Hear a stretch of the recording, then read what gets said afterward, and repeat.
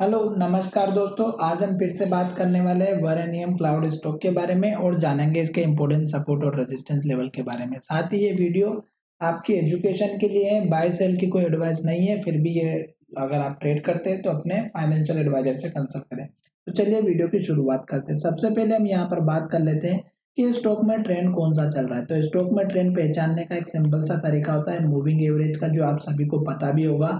और moving average का जो लेवल्स होता है वो आप सभी को ऑलरेडी पता होना चाहिए। तो मूविंग एवरेज आप ऐड करके रख लीजिएगा। फिलहाल यहाँ पर देखिएगा कि स्टॉक ने जो लास्ट टाइम जो लो बनाया था वो हमारा था 30 रुपए के आसपास का स्टार्टिंग में। फिर स्टॉक ने जो हाई बनाया था वो अगर आप देखेंगे तो लगभग हमारा 44-45 रुपए का था। और उसके बाद से स्टॉक जो हाई बनाते बनाते अगर आप देखेंगे तो लगभग 400 रुपए का हाई बनाया। 400 रुपए का जो हाई बनाया वो बनाया स्टॉक ने अपर सर्किट के साथ में। तो सभी को पता होगा कि आपने इस स्टॉक में यहाँ पर इस लेवल पे जरूर परचेसिंग करके रखी होगी। और उसके बाद में स्टॉक में गिरावट कंटिन्यू रही और स्टॉक ने जो लो हाई बनाया वो नीचे बनाया 370 का। फिर स्टॉक ने हाई और नीचे बनाया जो लगभग 227 का था। और फिर स्टॉक ने हाई और नीचे बनाते बनाते लास्ट का जो हाई बनाया 146 रुपए का था। अब ये जो 146 रुपए का लेवल है ये एक बहुत बड़ा स्ट्रॉन्ग लेवल है। अब यहाँ पर आप देख सकते हैं कि स्ट्रॉन्ग लेवल कैसे है कि स्टॉक ने यहाँ पर जो लेवल बनाया था ये अगर आप देखेंगे तो स्टॉक ने इस लेवल पर सबसे पहले स्टॉक ने लोअर सर्किट जब लग रहा था तो स्टॉक ने यहीं से संभला था। और एक दो और एक बार यहाँ पर भी, फिर यहाँ पर भी ये पूरा ही स्टॉक इस लेवल के ऊपर डिपेंड कर रहा था और स्टॉक यहीं से ऊपर नहीं गया, यहीं से रिवर्स होके आ गया। तो इसका मतलब ये तो है कि स्टॉक अभी फिलहाल 150 रुपए के लेवल को भी टेस्ट कर ले तो बहुत अच्छी बात। स्टॉक ने अब लगातार लो यहाँ पे बनाया, इस लो को तोड़ने के बाद फिर यहाँ पे लो बनाया, फिर यहाँ पे, और अब स्टॉक ने लास्ट का जो लो देखेंगे तो वो आप देख सकते हैं कि लगभग हमारा 67 रुपीज का है। और जो 67 का लो है उसी दिन स्टॉक ने हाई भी बनाया था 90 रुपए का। तो स्टॉक ने एक बहुत बड़ी कैंडल बना दी।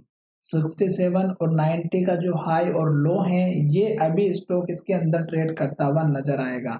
उसका रीजन यहाँ पर ये है कि स्टॉक अभी इस डायरेक्शन को पता करेगा कि स्टॉक को ऊपर जाना है कि नीचे जाना है। अब आज की कैंडल की बात करें तो आज तो वैसे भी मार्केट डाउन था और कल भी शायद मार्केट डाउन रहेगा, क्योंकि निफ्टी में मुझे लग रहा है कि गिरावट रहेगी, क्योंकि निफ्टी दो रेड कैंडल बना चुकी और तीसरी रेड कैंडल बनाने के लिए तैयार हो चुकी है। सपोर्ट लेवल कौन सा है निफ्टी का वो मैं आपको बता चुका हूँ पिछले वीडियो में, तो जाकर के देख लीजिएगा। अभी यहाँ पर देखिएगा ये जो कैंडल जो हाई बना है ये अभी हमारे लिए रेंज बन चुकी है। स्टॉक की जो रेंज बनी है अभी ये हाई बन चुकी है हमारे लिए, रेंज हाई और लो की। अब स्टॉक इसी के अंदर ट्रेड करता हुआ नजर आएगा। जब तक स्टॉक इस रेंज को ऊपर की तरफ या नीचे की तरफ ब्रेकआउट नहीं देगी तब तक आपको वेट करना है।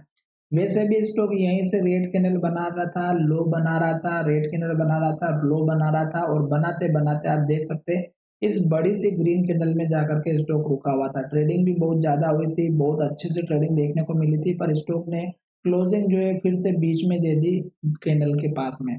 ये एक हमारे लिए नेगेटिव इंडिकेशन था। दूसरा, स्टॉक के ये जो सपोर्ट लेवल था यहाँ पे जो हमारी हैमर कैंडल बनी थी स्टॉक में, ये अगर आप देखेंगे तो 93 का था। तो स्टॉक ने क्या किया, इसी के आसपास जाकर के स्टॉक ने हाई बनाया।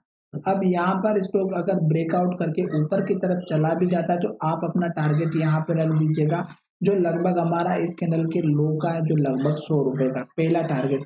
दूसरे टारगेट की अगर हम बात करें तो यहाँ पर देखिएगा इस कैंडल के लो का रखिएगा, और ये अगर लेकर के चलेंगे तो आपको दूसरा टारगेट देखने को मिल जाएगा। अब तीसरे लेवल की बात करें इन दोनों के बीच में तो इस कैंडल का लो रखिएगा, जो लगभग हमारा यहाँ पे 105 का बना हुआ है, और ये अगर आप देखेंगे तो 114 का है। ठीक है।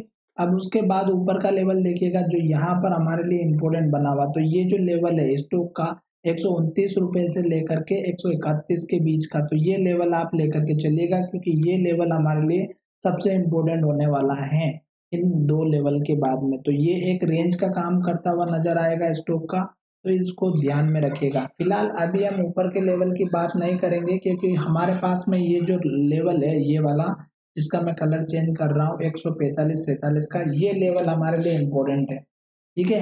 ये एक मान के चलिएगा कि ये ब्रह्मास्त्र है, और अगर इस स्टॉक ने इस लेवल को ब्रेकआउट कर दिया तो स्टॉक ऊपर जाता हुआ नजर जरूर आएगा।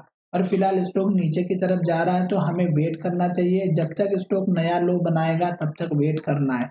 अब यहाँ पर देखिएगा इस कैंडल का जो हाई है ये है हमारा 44 रुपए का। अब स्टॉक में इस लेवल तक आने में भी कोई बड़ी प्रॉब्लम नहीं होगी, क्यों?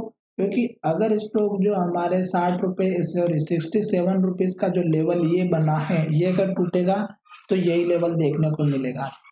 साथ ही आपको वेट एंड वॉच का काम करना चाहिए। जब तक स्टॉक में रिवर्सल का इंडिकेशन नहीं मिलता, एटलीस्ट क्लोजिंग हमारी इस कैंडल के ऊपर आ जाएगी और थोड़ा बहुत ऊपर चला जाएगा तो फिर ये हमारा सपोर्ट का काम करता हुआ नजर आएगा। तो आपको वेट करना चाहिए, जल्दबाजी नहीं करनी चाहिए, और जब तक स्टॉक नीचे जा रहा है तब तक तो एटलीस्ट वेट ही करना चाहिए। स्टॉक अभी डाउन ट्रेंड में है, जल्दबाजी बिल्कुल नहीं करें। और अगर आप मंथली एसआईपी के थ्रू थोड़ा थोड़ा स्टॉक खरीद के रखना चाहते हैं तो मेरे हिसाब से रख सकते हैं। एवरेज आउट करते रहिएगा थोड़ा थोड़ा क्वांटिटी में, ताकि आपका प्रॉफिट बन जाएगा, और जब भी स्टॉक में एक छोटा मोटा जंप आएगा तो स्टॉक आपका प्रॉफिट लेकर के चला जाएगा। वैसे बाय सेल की कोई एडवाइस नहीं है, ये केवल एजुकेशन के लिए था।